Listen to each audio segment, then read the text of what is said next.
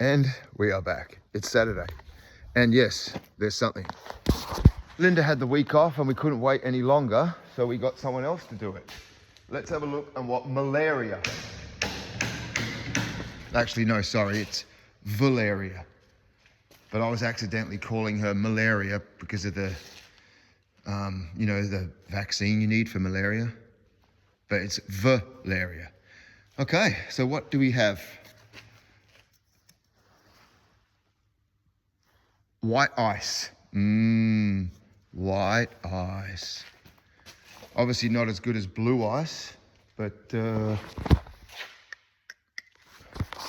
right, the girls have been busy making blueberry trays.